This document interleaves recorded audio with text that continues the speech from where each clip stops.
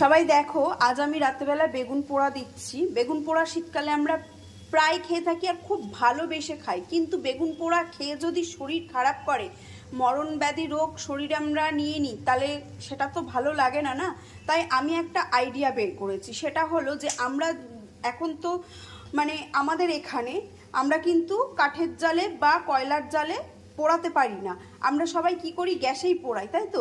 গ্যাসে পোড়াই, ইভেন এটা ছাড়া পোড়াই, চাটু ছাড়া আমরা ডিরেক্ট কিন্তু একটা নেট পেতে দিই, সেই নেট পেতে এই টমেটো আর বেগুন পোড়া দিই।